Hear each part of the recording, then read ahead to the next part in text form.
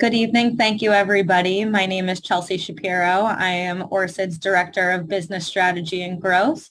I appreciate everybody taking time out on their Thursday night to join us for our 2023 budget preparation webinar with our CFO, Andre Kaplan. I will turn it over to him and we will get started with our evening. Andre, all yours. Thank you, Chelsea, and welcome everybody to our annual budget webinar. I believe that I know most of the attendees of the webinar this evening, but those that I have not had the pleasure of meeting, I'm Andre Kaplan. I'm the Chief Financial Officer of ORCID New York.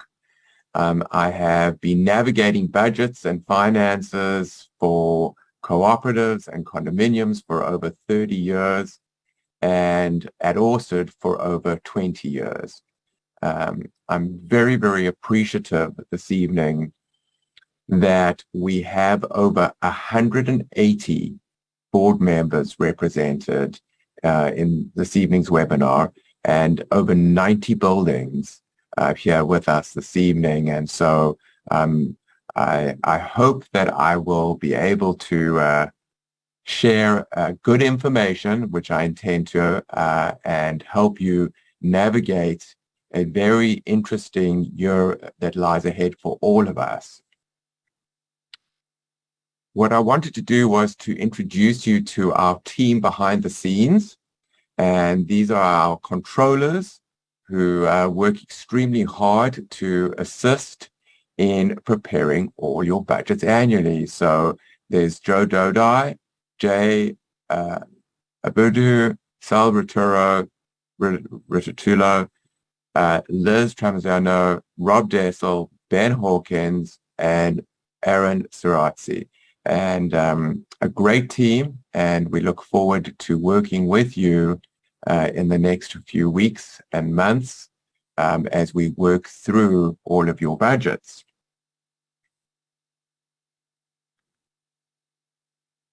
Let's start with basic composition, and I know every year we speak about it at budget time and in this webinar, but I want to talk about it again because just as a reminder of what makes up your maintenance, what makes up your operating budget.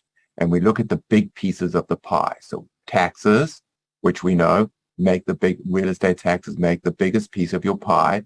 And currently for most buildings, that is now over the 50% mark. So more than 50% of your maintenance is made up of real estate taxes, unfortunately, of which we have no control. Payroll, which is union contract mandated for most buildings, 27%, utilities 7%, which we're going to be talking about a little bit more. Mortgages, in terms of your financial, 6%, and these are averages. Repairs, supplies, another 5%. Insurance and professional fees, 4%. Most of which these costs are fixed or we have no control over. Now that's a typical budget composition operating wise for a budget composition. For a condominium, the composition is different because owners pay their real estate taxes directly. However, we're going to be covering a big section in real estate taxes, and it shouldn't be forgotten about for condominiums because that is a real cost paid directly by owners. It's a cost of ownership, and it's important that we share that information with owners so that they can understand what is going on in the industry. But what's more important, which we're going to talk tonight, and is specific to condominiums, where you're going to see a particular shift in terms of common charges this year, is you can see your biggest piece of your pie as opposed to cooperatives, which is taxes, which you pay directly. Your next one, your biggest piece of your common charge pie is payroll. But the next second biggest piece is utilities. And as we all know, and we're going to talk about, energy costs. And so in a condominium, what you're going to see, the biggest driver in your common charge increase for 2023 is going to be energy related. So just to bear that all in mind. Let's talk about the biggest piece of the pie. which is the real estate taxes. So how are real estate taxes calculated and how does it made up? So number one is the assessed value. Now, we talk about a market value and we talk about a transitional assessed value. So let's just try and keep it simple. All buildings have a market value that is determined by the city. That market value is not the value of what the building is worth. It's a value that the city determines if you are a rental income, free market rental income building, and they look at comps on a per square foot basis in your neighborhood to come up with a total market value, the total square footage of your building, looking at an average on comparable free market rents to come up with an actual value. And in New York State, each year in New York City, those values are adjusted and you are reassessed, and those assessments are adjusted each year. Each year, we work in conjunction with your tax attorney, file a grievance. And so we challenge the city in terms of, and the tax commission, in terms of the per square foot value they apply in terms of rentals to your building, in the hope to bring that assessed value down to minimize tax exposure. The transitional assessed value, which is what the bill is actually applied to, is a 5-year rolling average. And we're going to talk a little bit about that in more detail in the next slide. And the second part of what makes up your real estate taxes is the tax rate. And that rate is assigned by city council. And really, the rate is a function of the city backing into their budget. The city, we know, more than 50% of their revenue that they rely on comes from real estate taxes. So it's a function of them balancing their budget. And they're going to do it two ways, either by justifying increased assessed values, and if they can't achieve it in that manner, they're going to achieve it by simply adjusting the tax rate to meet the needs and the funding needs of the city. So let's talk about the assessed value, which is really the biggest piece and for many, many, many years has had the most impact on real estate taxes. So let's talk, we spoke about the rental market and how it's determined in terms of comparables, in terms of open market free rents. Now, despite whatever you might have heard, the rental market during the pandemic, yes, it went soft, but those days have passed. The residential rental market in Manhattan has come back to pre-pandemic levels and is thriving. And therefore, we're going to have less justification as this data flows into the city in terms of justification, in terms of reduced assessed values. There was a COVID impact in terms of 2021, 2022, which will flow in to 2022-23 tax year.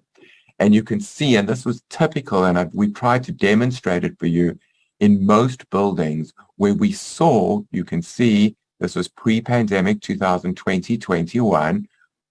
You can see we applied a dollar amount for this particular example of approximately 23 million. Into the pandemic, as the city knew that they couldn't justify, because of lower rentals and vacancies, they couldn't justify a big increase in assessed values. So across the board, this was without any appeal by your tax attorney. On average, they reduced assessed values by approximately 10%. In this particular example, it's 11, but they reduced the value by approximately, most buildings was a reduction of 10%. We file a real property income and expense report each year for your building. It's a lot more detailed if you have any commercial or professional space over 2,500 square feet. And so we give details of those retail, commercial, rental numbers, And so that flows through the city and the Department of Finance. So they base these assessments on data that we're providing. But we have the opportunity to continue to grieve those years. Let's talk about what we assumed last year and what we're going to assume this year and what the prediction is. So last year, we knew the first half of this. Just remember that the city's fiscal year runs from July 1 to June 30th. Most of your buildings have a calendar year, financial year running from January to December. So we always know what the assessed value is when we're budgeting for the first half of your year. So when we deal with the budget now for 2023, we know what your first 6 months in terms of assessed value looks like. So last year, we benefited from the reduced assessed value, and we could see that in terms of maintenance increases. Maintenance increases were 3% or under or slightly over, but not higher. And that was a pure result of the tax holiday that the city provided due to the pandemic. We're starting to see, and as you can see for the first half, which you are going to see in 2023, that those levels are coming back up. And the projection and what is spoken, and we've seen in some buildings where that assessed value has maybe not reached pre-pandemic assessed value levels yet, but might be equivalent, but it's going to get there. And so what we have been advised and what is being expected is that when they reassess come June of 2023, what you're going to see, what we think, is you're going to see a pre-pandemic assessment number plus an increased value on average of 5%.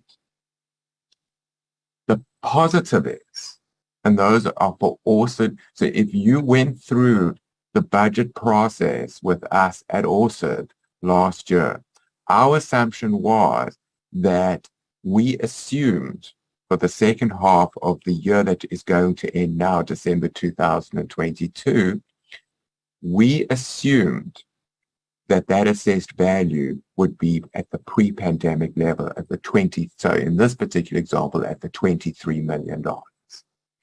So the positive is that in most cases in your budget, we are actually a little bit ahead of the curve in going into your 23 budget season, which means you took any necessary adjustments last year in terms of a maintenance increase. So you're going to be a little bit ahead of the curve.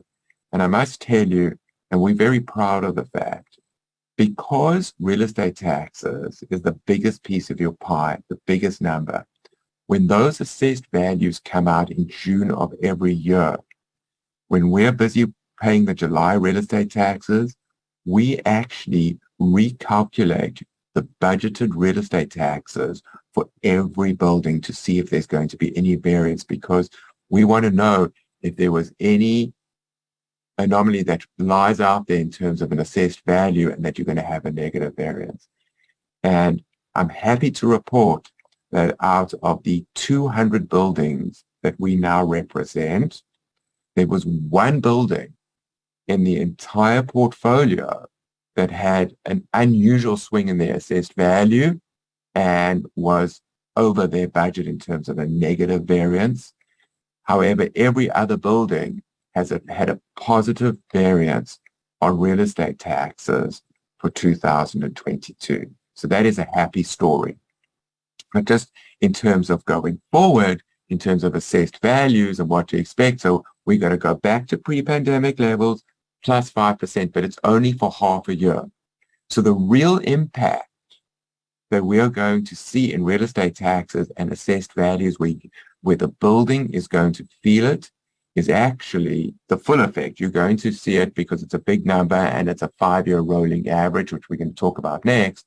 But the real impact you're really going to feel in 2024. It's a 5-year rolling average, which I speak about. So you can see that we've highlighted the 5 years. and it's a phase-in over 5 years. So even though you might have had an 11% reduction in the market assessed value or the typical assessed value, it's really only a 2% reduction in the transitional assessed value, which is what the current tax rate is applied to in terms of your tax bill. So, and then again, even with an increase where you can see it's jumping by to 13% projected for the second half of your budget in 2023, it's really only a 4% increase in the transitional assessed value, which is the 5-year rolling average. It's the phase-in. So even though you see the big increases in the real value, the actual net impact is not as great. But because it is the biggest number in your budget, it's still going to considerably drive maintenance increases. In terms of the tax rate, let's go to the next slide, is we're fortunate where the tax rate is essentially being kept flat. And we have provided you with a history going back to 2008, 2009 of the historical increases. And you can see that there has been no major movement, fortunately, in the tax rate. We've seen it in the assessed values, which has really driven the real estate taxes. But in actual tax rate, we've actually seen very slight increase in the tax rate over a long period of time. So there is a slight increase, but really, if you can see, it actually reduced 21, 22 as a result of the pandemic. It's going back to where it was in 2020, 21. So really, it averages out. There's always a retroactive portion. It's going to have a very little impact in terms of the budget. And fortunately, so we assumed last year a 2% increase in the tax rate, again, ahead of the curve. Fortunately, that didn't happen. We're expecting a 2% increase next year again. We need to be a little bit, I'm conservative. Those of you who know me, we like to be a little bit conservative, but we need to plan accordingly. Whether that increase happens or not, it will help you in terms of getting slightly ahead of the curve in 2024. So I think in terms of our takeaway, in terms of real estate taxes, really it's dependent on the city council balancing their budget, justifying assessed values. We know residential rentals are up, which will have an impact in terms of value. And I think, this really sums up where we are at with real estate taxes and moving forward. The one other thing that I just want to point out in terms of real estate taxes, what we understand in networking within the industry in terms of tax cert attorneys and the tax commission, the one difference, buildings, and it's going to be all buildings, which is a slight shift in terms of when the appeal is filed and you come before the tax commission. Each building is going to be looked at in an individual case-by-case basis, especially buildings that have commercial space and retail space. As I mentioned, we file a real income and expense property report each year annually with the details of those rents. And so we're hopeful that there will be some relief for some buildings in terms of who have retail space in terms of taxes, and that each building will, which we have been led to believe, will be looked upon on a case-by-case basis. The next big piece of the pie. So the good news is in 22, we tend to, unfortunately, it's not all doom and gloom, but so there are some positives. So as everybody's aware, those buildings that are, and the bulk of the buildings represented tonight, are all subject to a union contract. And that union contract was renewed successfully in April of 2022 of this year. And we avoided a strike, which was the big concern last year and those cost implications. We also were not clear in terms of what the new union contract would deliver. So we are pleased to report that a few items, the 2022 agreement, which will now run until April 20th, 2026, is that as a result of the pandemic, there was a $3,000 bonus per employee. However, there was an offset by a reduction of 2 months health benefit payments. So really a net wash. All in, employees will increase about 4%. Now, you'll see on the budget contract, that percentage is a little lower. When I talk about an all-in cost, you need to take into account disability insurance that the building needs to cover and carry, workers' comp. So the average increase is still around 4% to 4.5%. That has been consistent. Even if I look back 17 years, that average has not changed. However, today, in real terms for 2023, the average cost of an employee, whether is $106,000 per annum, $106,000 per year. And if you look at the chart that we have in terms of union increases through the end of the current contract in 2026, at the end of that contract, the average cost per person will be $121,000. And that is a substantial cost to your budget, which is all union contract driven. And for those buildings that do not fall into the category of being a union building, many of you were subject to a prevailing wage adjustment, which we're going to talk about in the next slide. We're going to touch on this briefly. So firstly, if you are a building and are a 32 BJ union building and do not have any other type of staff such as security guards, this will not apply to you.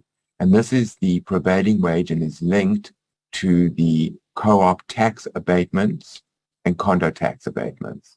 And just what I did not mention in the previous, under real estate taxes, in terms of the tax abatements, which I'm going to cover here a little bit because it's important for everybody to understand, the tax abatement is a 17.5% abatement of gross real estate taxes.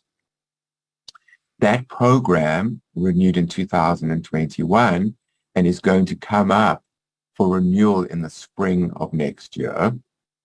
However, for buildings that are subject to the prevailing wage, which is a condominium or a co-op, with an assessed value of a per unit of over $60,000, or if the building is under 30 units with an assessed value of over $100,000 per unit.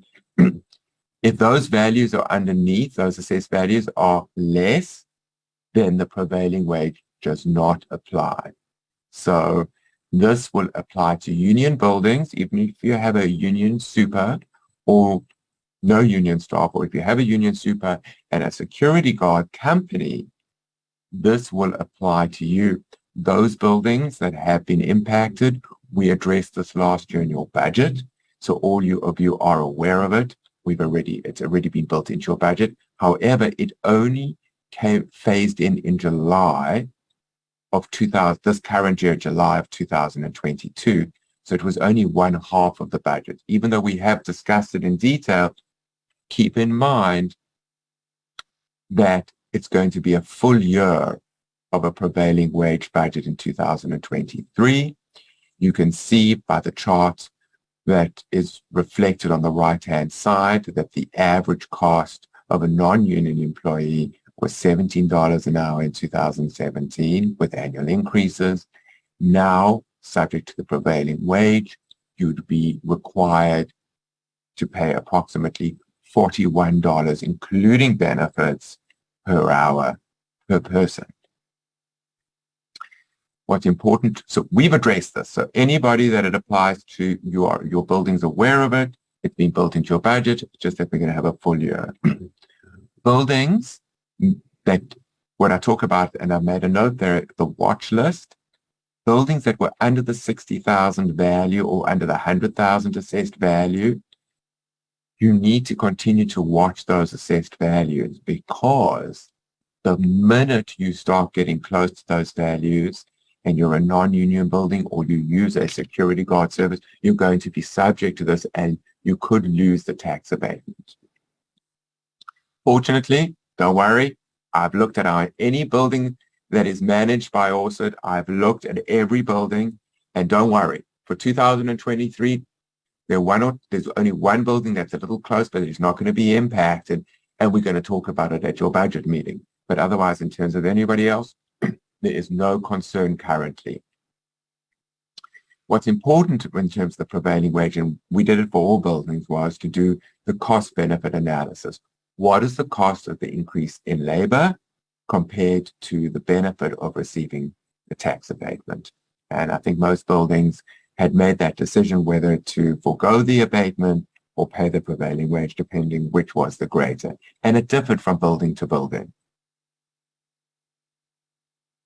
I'm not going to spend any more time on this. Obviously, this is subject to specific buildings, but it's just out of interest, and bearing in mind that the tax abatement will come up for renewal next year. As you can see, over the years, they've chiseled away at this program, meaning they brought in the prevailing wage. Non-primary residents are no longer eligible for those co-op tax abatements and items like that. So, we assume it will renew in some form. We do not know any details at this time. Moving on to general professional fees, repairs, and supplies. So we all know, and it's spoken about, and we've read it in the press, and we can see it in the markets, rising costs due to inflation. Staff and material shortages, this is all a result of pandemic fallout. Vendor compliance, which we're going to talk about in a little bit more detail as we get, and you will see as we go through this webinar this evening, but there's rising energy and insurance costs that vendors are experiencing, and this is going to be passed on to you, rising interest rates and all of the above, and this is going to impact building operating costs, not to mention, the consumer price index, the US inflation rate, as published, where it's currently at 8.26% versus a long-term average of 3.26%. And, last month it was 8.52%. And last year it was 5.25%. And so we all know that, and we just generally shopping, going out to eat dinner, everyone can see, a price shift. So historically, where we looked at 3% increases in professional fees and repairs and supplies, the bottom line is that it's going to be 5% plus. And, this isn't about ORSID tonight, so I'm not going to talk about it, but it impacts us all, including ORSID, in terms of, a lot of additional compliance that is being pushed down, which we can talk about later. And all these issues, we all of us personally are impacted by this flow through. So when we talk about, repairs and supplies and that, you're going to see a shift, and we need to be prepared. Not a huge shift, but where we're budgeting a 3% increase, we're going to look at a 5% increase across the board.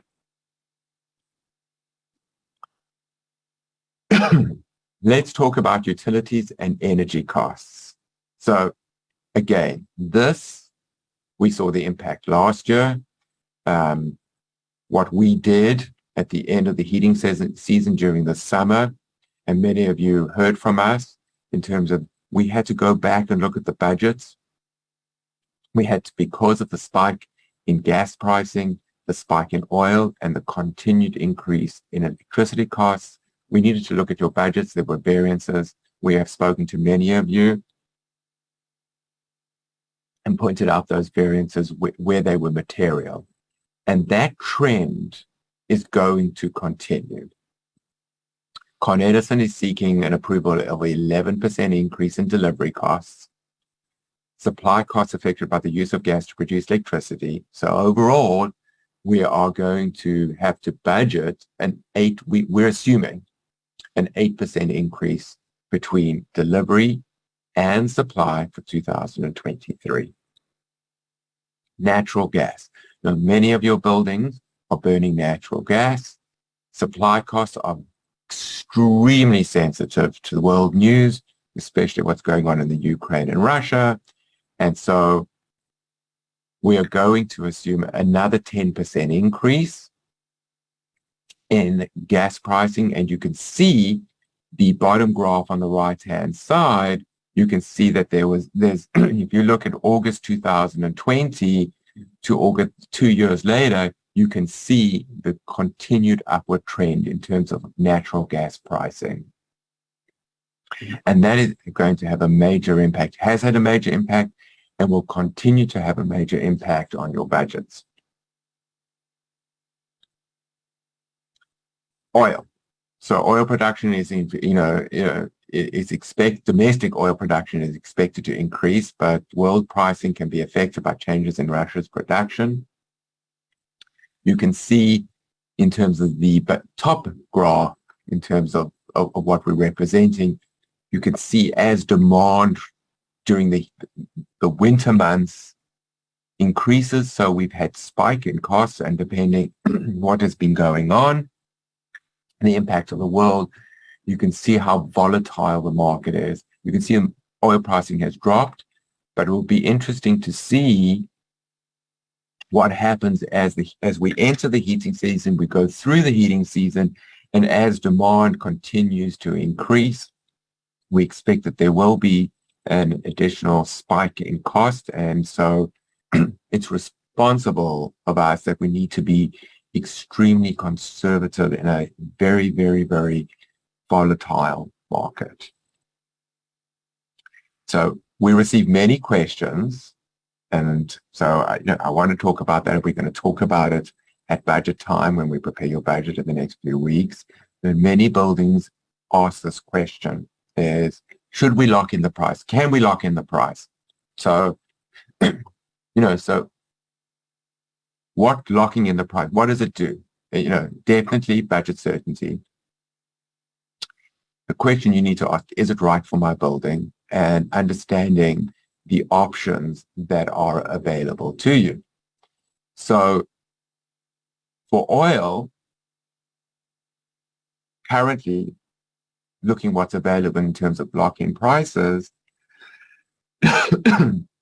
is approximately a 10% over the spot price. However, one needs to be aware that if you lock in, you're locking in for a period of time.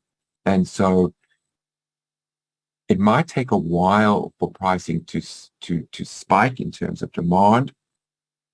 And in our experience, we have not often seen buildings come out ahead because they lock in at a higher price, and it takes a long time to catch up, and so they don't land up ahead, and we haven't seen a great success. However, again, excuse me, a crystal ball, and if we could all see into a crystal ball, we wouldn't be sitting here tonight. Natural gas, 30 to 50% over the spot price for the winter strip, and electricity, 50 to 100% over the spot price. Those are the lock-ins that are available. But bear in mind, for natural gas and electricity, you're not locking in the total amount. The only amount that you can lock in is the supply side. So there are two components to electricity and gas. There's the delivery and there's the supply. And for those two commodities, you can only lock in the supply. So one needs to be very, very careful in terms of the risk speculation before entering into the futures market. what Orsted Energy recommends is bidding out only the ESCO basis. So this is really, again, the supply portion, and this is, the portion above the index, the NYMEX for gas, the NYISO for electric, and this would be the supply side for either a 12 or 24-month period. And we can obtain pricing for you. This, and which we do, we shop the market all the time. This would ensure a competitive market price for this portion of your utilities for gas and electricity. And so that is an option that you should ask about at budget, and we will have those numbers available if they're not being bid out already.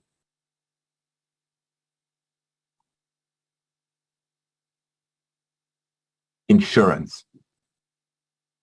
But before I go to insurance, I just want to stick on the utilities for a little bit. So a lot of buildings last year, because we hadn't seen a price increase in energy, especially natural gas and oil, for some time, what we did was we imposed or suggested that instead of having a bigger maintenance increase, that we imposed a fuel surcharge or an energy surcharge. And so we were hoping that these prices would flatten or normalize and that we could make adjustments because the market is still volatile. Our recommendation is to take a similar approach because you're going to see big increases in those line items for 23. I think your residents, your owners, your shareholders understand that. So by increasing that portion, as opposed to locking it into a maintenance increase, even though it might be permanent, it's very understandable. It's believable and understandable. So it's something to consider when you look at your budget and when you need to explain and how we need to explain and communicate that to residents in total. The insurance market. So the markets for 2023, no different in terms of challenges that we haven't spoken about historically. New York labor law regulations continue to be stringent, and there continue to be a lot of labor law claims. Litigation trends are up. Climate change, the number of hurricanes and the damage we've seen over the years has had a major impact on the insurance industry. Insurers' limited capacity to generate a return on their reserves. Historically, we've been in a very low interest rate. So for budget purposes, we are going to look seriously, and we've had indicators that we need to plan for a 10% increase for 2023 in terms of the umbrella, cover and the re-entry into the property and liability market, because Orsed's master program, where we were able to achieve for Orsed managed buildings a 2-year lock-in rate, that lock-in rate is going to come up for renewal in May, January of 2023, and we need to be prepared. So we're going to assume, based on current market conditions, a 10% increase in insurance.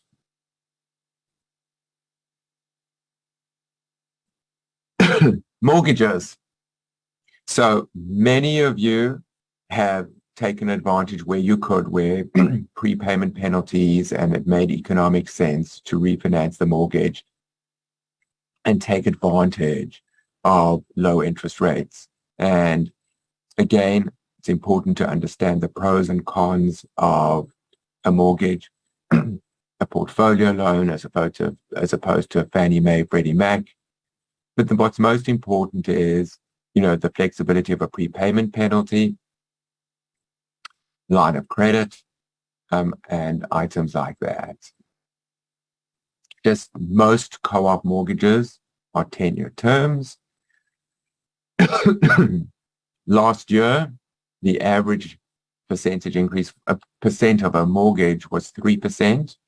For 2023, you can expect a 6% increase in terms of rates for a mortgage refinance, virtually double in just under a year in terms of interest rates. What we're starting to see are much tighter markets, although co-op mortgages are still readily and easily available. Just a little bit more scrutiny in terms of the underwriting, but they are very much available.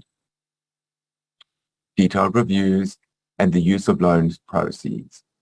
This is what banks are very focused on. They want to see your capital plan, and we're going to talk about that in detail a little later in this presentation. One thing to mention, and this is only being spoken about right now, is with regards to Fannie Mae, Freddie Mac products. This does not relate to underlying mortgages for co-ops. This relates to individual residential mortgages lending to co-op individuals to buy an apartment or condominium owners who are looking to purchase in a condominium. And as a result of the Surfside collapse in Florida, what Fannie Mae and Freddie Mac are talking about in terms of building requirements is that before they lend to any individuals to purchase or refinance a mortgage, is they're going to look at the building's reserves and their required maintenance plan to ensure that the building has sufficient funding before they grant a mortgage. At this stage, it's at discussion.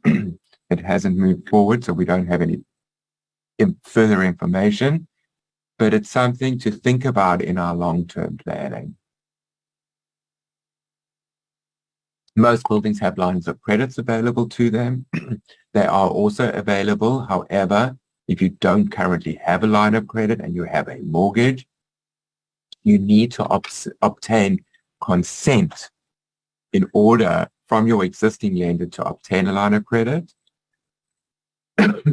Second mortgages are also available should you need to take out additional financing to meet capital needs. Again, you will need consent of your existing lender. The good news is that there are additional products out there for condominiums to borrow to meet their capital needs. However, some of them are very short term. The longest term available is 12 years. However, different to a co-op, a condominium is needs owner consent, and either 66 2/3 or 75%, depending. So if you are a board, and you want to consider and investigate lending options, we need to make sure that we can obtain owner consent before we can move forward. Where you have pulled out cash on a positive and buildings are sitting with reserve accounts, the positive is there are two sides. You pulled out in cash. You now have the ability to conservative investments, CDs and treasury bills. And these slides were prepared a week ago, so rates fluctuate all the time. But we wanted to just demonstrate for you that the return on some of the cash you're sitting on until you're ready to utilize it for whatever capital needs were designated to utilize that money. Another positive is that we are working with a financial partner in terms of some green loan programs that will not require lender consent up to a maximum amount of $5 million. And how that program will work is that this will be related to capital compliance, capital in nature. So anything relating to energy efficiency, and they will put a lien on the equipment that you're installing and provide a green loan program. And we can talk about that a little bit more on an individual basis. But apart from taxes and payroll, debt service can be the largest component of a building's budget.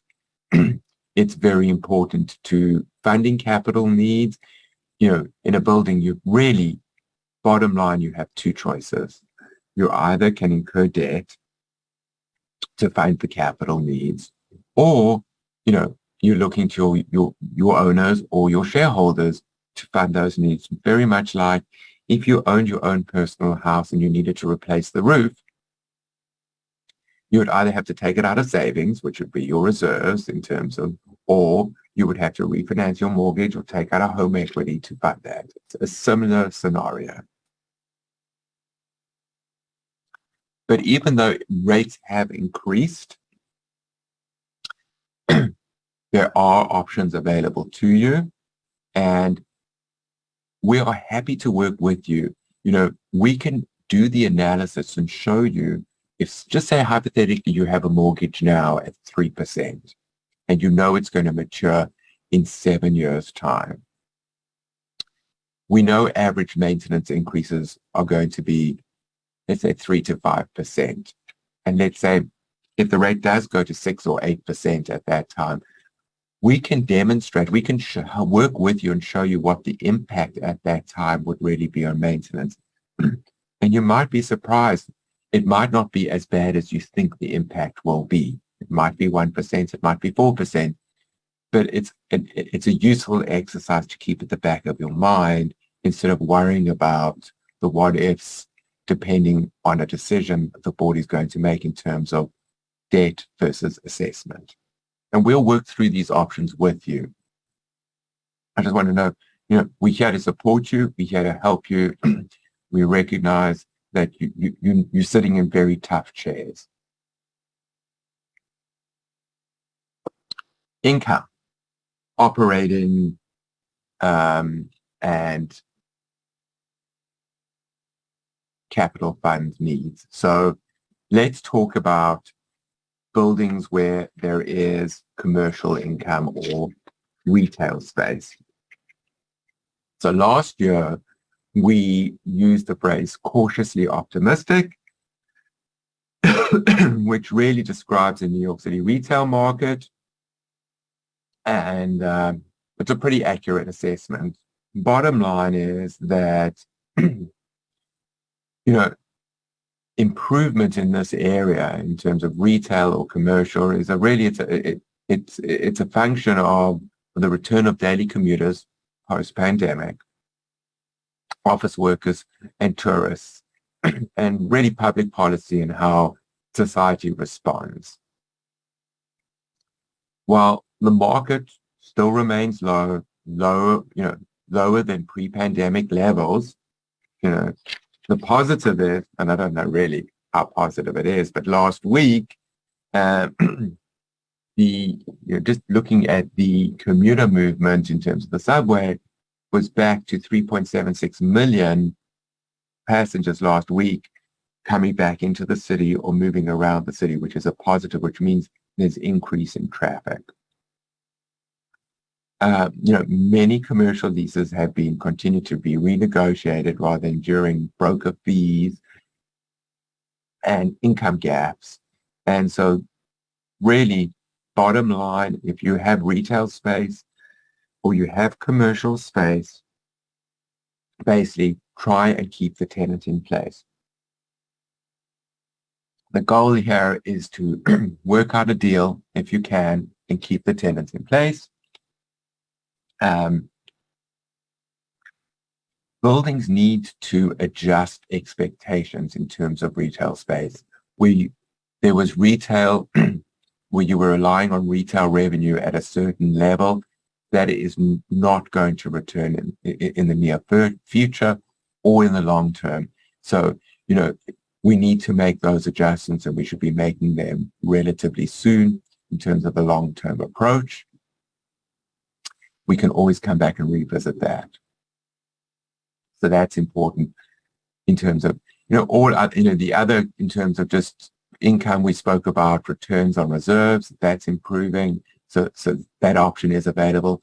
I don't suggest you prop up your operating budget by utilizing returns on your reserves unless you have a very long-term capital plan, and those reserves are only going to be used in year 5 or 7, depending on where your mortgage matures, that you could offset some of the debt service where you could take out a much larger mortgage to utilize those funds for a planned capital expenditure. Otherwise, I would not utilize that for operating expenditure.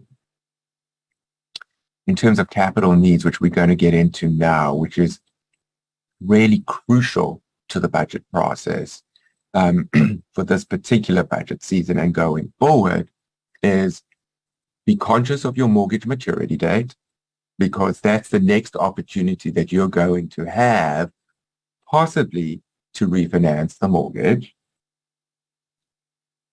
and take out additional funds to meet those needs.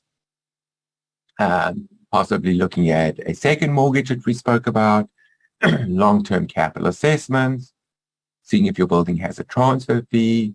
Let's have a discussion about that and how to possibly implement it if you don't. A green loan program that's available to you possibly that you could utilize. There is limited NYSERDA funding available. Hard to get, but it is available. So again, options. Many of you, before I actually go into this, I'm going to go back.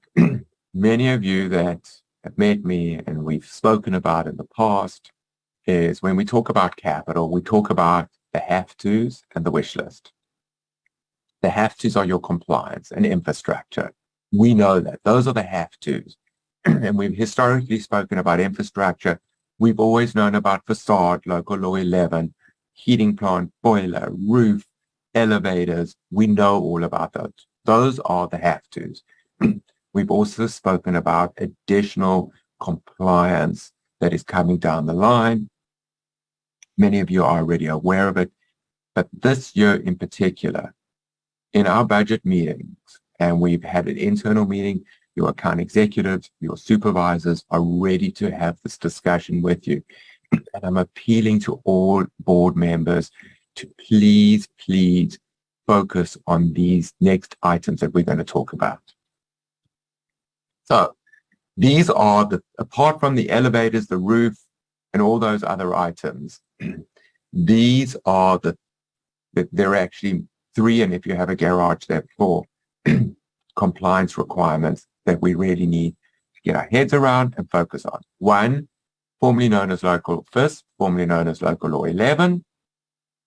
We know the cycles every 5 years based on block and lot number. Cycle 9 ranges from 21 to 2024. Cycle 10, 25 to 29. The new requirements mandating more intensive inspections and driving up costs.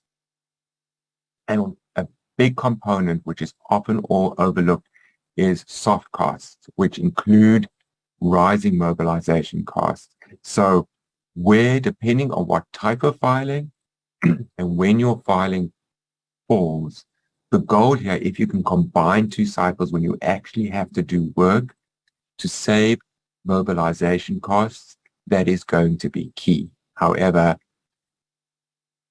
as we spoke about vendor compliance, all the increases that we are having to deal with in terms of energy, insurance, gas, vendor compliance, it's a complete flow through, and staff shortages, and so pricing is up, mandating has increased, so big exposure in terms of cost, and so we need to forward plan when those cycles fall, when does your mortgage mature, and are you going to have enough funding, and should we be getting ahead of the curve in terms of possible assessments or alternative financing. That's number 1. Number 2, gas piping inspections. Local Law 152 requires a visual and device sniff test. Okay. Many of you have experienced, well, not many, hopefully not many, but some buildings have, and it's already experienced very expensive gas shutdowns. And so we are going to have to go through this process with you. It's a big monetary exposure. Those costs, in terms of quantifying them, sometimes are tough to quantify. It's not a one and done. So those of you that are already aware of this, please, it's not a one and done. It's the filing that is required every 4 years, and this is going to run Cycle 1's already in place. Cycle 2 will be 2024 to 2027. And it's going to continue every 4 years. This is not going to go away. So again, we need to put money aside. There is going to be an expense. If your building has a parking garage, there's going to be a site safety inspection. And the cycle is going to run through 2027. The other big factor, very, very, very important, and we need to start working on it, is Climate Mobilization Act, Local Law 97. So this limits on greenhouse gas emissions. Annual penalties will exceed the limit beginning in 2024. 2030 maximum emission limits will be lowered. So $267 per metric ton of carbon is the most expensive penalty in the world that is going to be imposed on your buildings. So what we're doing, and we've already spoken about this to many of you, is look out on your utility page on your budget. We are going to reflect that future penalty cost so that you can see what that annual cost is going to look like. And I'm sure all of you are thinking, well, what are we going to do? This is what we're going to do. You all had an energy audit report done, a Local Law 87, okay? And so we're going to have to address that. We're going to have to pull that report out. We are going to have to engage an engineer. We're going to have to do an economic analysis, of the projects to undertake. What is the cost of the project? What is that going to save in terms of emissions penalty? and look at that payback in terms of how we're going to fund it. But it's something that it's forward-looking. It's going to catch up with you. We're going to reflect it in the budgets in terms of what is coming. It's not going to directly necessarily impact your budgets this year, but we need to start planning for it, and it's going to need funding. So it's important that we all as a team start to work together to plan for it. Again, and there's a lot, that we mustn't forget about in terms of maintaining your building. And we spoke about useful life components, which are the have-tos, and then amenities, hallways, lobbies, fitness center. That's important for value too. And those are going to have to be maybe pushed on the back burner, but for how long? Because it's important that you upkeep your building and you want to maintain value. There are a number of other additional compliances that on the operating side that's going to drive some costs as well. There's an additional elevator maintenance, elevator inspection that's being imposed, bed bug filing reports, water testing, all sorts of things that that are going to drive costs. Not materially, they're small costs, but they all add up, and they're all items that we need to address. So I'm sure at this stage, and I know I apologize, I tend to talk too much, very passionate, you're all thinking, and we feel for all of you. You're board members. We recognize that you are highly, highly paid for all the time that you dedicate, and you look forward to that paycheck, the large paycheck that you receive every month. And we recognize that you're volunteers. And this is a lot to get your head around. This is a lot that you have to share and communicate to your owners and shareholders. And we want to assure you, we recognize this is not easy. We're here to support you. We're traveling the journey alongside you. It's frustrating. So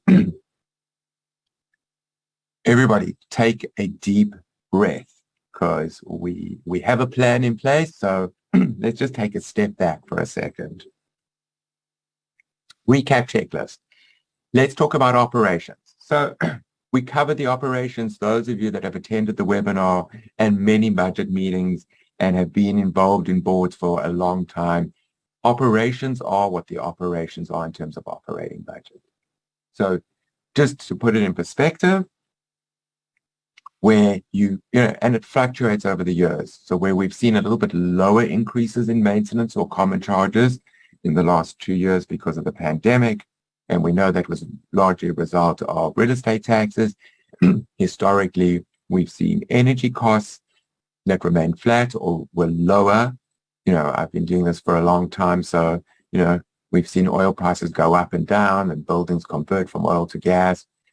So instead of expecting, just to set realistic expectations in terms of operating budget increases, where last year we saw 3 to 4%, this year you're going to see, I would guesstimate, and we're just starting, in terms of expectations, 5 to 7% with inflation. That's what you're going to expect to see with energy costs and real estate taxes and everything combined. You're going to see a 5 to 7% increase in your operating budget. And that is what it is, and not always easy to stomach, but that's real. And a little recap for you, because I'm sure you're all thinking, we want to help you be prepared when you go into that budget meeting. What questions to ask, and to understand the concept. So we did a little recap checklist for you in terms of real estate taxes, 5 to 7%. Payroll, we know 4 to 4.5%. That's been consistent for many, many years. Insurance, coming off a 2-year rate lock. 10% utilities, that's going to be market driven. Average in total, 8%. Professional fees, we've spoken about repairs and maintenance. We're going to estimate a 5% increase. Mortgages, 10-year terms. We spoke about, the Fed rate increases and where interest rates are today. I just want to put it in perspective. So we look back to 1971, and, if you look at the average mortgage rates, we're still well below the average. And I can remember 2002 when we were refinancing mortgages and we were coming up 8 and 10%, and we got deals locked in at 6%. We were doing great. So who would have thought that we would have got 3%? And we've had dips in the market before. So yes, we all expect rates to go up and stay up, but one never knows. And so, we need to plan accordingly, and we need to be a little conservative. But we know operations. It is what it is, and you're going to see, a range from 3 to 7% consistently year over year.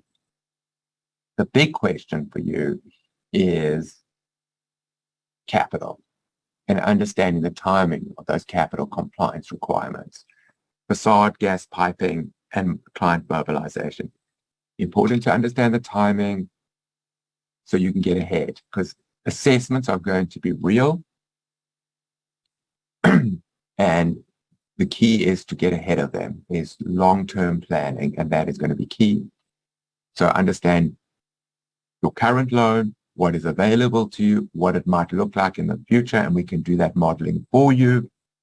What assessments will be, we can run schedules, long-term, short-term, what that will impose on shareholders in terms of, what can you pass on, and then a building that doesn't have transfer fees, what that might help you with. And I know, very varied opinions in terms of a transfer fee, something to discuss if you don't have one in place. But we're here to guide you, we're here to help you, and we are here to support you. That brings the end of, we just ran over an hour, so I apologize, but it brings us to the end of our presentation. We will take a few questions from anybody who wishes to answer a question. Chelsea is our moderator. She will read those questions. So if you go to the Q&A, the icon at the bottom of your screen, you can click, you can enter a question, and I will do my best to answer that question for you in this forum. If we don't get to your question this evening, please, I introduced you to your controllers, reach out to your account executive. I am always available. You can call me, you can email me. Here is my email address. You'll find me on our website, and please feel free to reach out, and I will do my best to help you in any which way we can. So thank you again for attending. I really appreciate it. And I'll hand it over to Chelsea for questions. Thank you, Andre. That was amazing, incredibly informative. We all appreciate your time and effort. So we have a couple of questions in the chat, in the Q&A. The first is, in terms of the need to increase maintenance to offset taxes, you're referring to a co-op since condo owners are already paying any tax increase individually? Correct. So in maintenance will be, so in a co-op, the maintenance is primarily going to be, increase is going to be primarily driven by real estate taxes, and in this case, energy costs. In a condominium, the taxes are paid directly by the owner. However, it's going to have an impact on the owner. So if you are a board in a condominium, you know, it's useful information to share with your owners because they are going to see the increases in their real estate taxes, which is a carrying cost. But the main driver for condominium increases in common charges is going to be energy related and compliance related in terms of operations. Thank you, Andre. The next question regarding energy. You covered electricity, natural gas, and oil. In terms of a certain building that gets steam, are there any insights regarding that?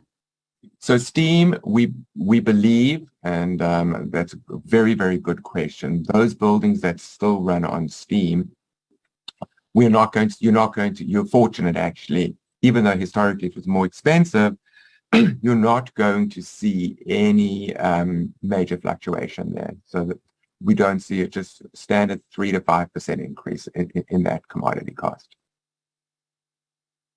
Excellent. What is the interest rate for the green loan program? The green, it's going to be subject to the, but it's going to, it's still preferential. It's about 5.25%, as opposed to if you had to take out a new mortgage today at 6%. Thank you. The next question, is a transfer fee a flip tax? Yes, it is. Okay. Depends how you term it and how you view it. All right. I know this is a building by building question, but there is a question about when to expect draft budgets. Okay, so let's talk about what to expect draft budgets. So your account executive, your manager, has our work planner, so they will know the exact date approximately of when the draft budget will be ready. What you will expect in that draft budget is everything that I have spoken about tonight. We will show you the increase in payroll and the impact as per the union contract. We will detail the impact on prevailing wage. That will all be there in terms of payroll. Real estate taxes, just as I demonstrated, the assessed values. And it will be a little bit more detailed because on real estate taxes, where we have been successful and we've received offers of reduction, and they have been in terms of tax appeals, those will be reflected, and we will speak about those in terms of your real estate taxes. The mortgages, and that we will tie to your capital discussion, and where buildings were unable to take the opportunity of refinancing during the low interest rate environment, we will be having that discussion with you. We'll be prepared. Energy, again, ESCOs, and the increases that we're suggesting are going to be reflected there. And on your utility page, again, the emissions penalty that your building has been estimated to be subjected to. Again, those amounts have to still, that penalty amount has to be verified against your benchmarking data. It's a little complicated. So at this point, it's an estimate to be verified, but just to demonstrate your future exposure. And then all the other items, repairs and maintenance, compliance, increased professional fee increases, is all going to be covered exactly as I discussed in the meeting. And if I'm not personally at your meeting, and I am personally at many of your meetings, one of my team will be there to support the account executive. And if you need me at your meeting, we will make a plan. Thank you, Andre. That covers all of our questions for tonight. there's been a lot of positive feedback from the audience saying thank you and how knowledgeable you are. So I wanted to share that live with you. Thank you. And I have one last appeal to all of you. So firstly, I'm very, I said it at the beginning and I said, you've given up a time. I know you're highly paid for this job. So I appreciate you giving up the hour, and I spoke over the hour and taking the time and to come and listen to me. There were many of you. We will be sending out a recording of this webinar, so you will have it if you would like to share it with your board members, even though we did share it with all board members. But again, prior to your budget meeting, you've got your checklist, so you're armed and ready to go to your board meeting to make sure we haven't missed anything, that you get all the right answers to those questions where we can answer them. Some of them might be in the works, but that it's on your radar screen. So we're going to send that out tomorrow. You're going to get a copy of this recording. And we're also going to ask you as a special, and nobody's required to, is we're going to ask you to write a review on Google as a special initiative for ORCID and for the work we do for your building. So if you feel up to it, it will go a long way and would be very much appreciated. And is there anything else, Chelsea, or could we let everybody go eat dinner? Well, thank you again, everybody. Looking forward to, I don't know if you're going to look forward to seeing me at your budget meeting, but looking forward to seeing everybody again. Sometimes I only get to meet with you once a year. And I hope, again, I'm here to support you all. I know it's not easy. Thank you, Andre. Thank you, everyone. Have a great night. Have a good night.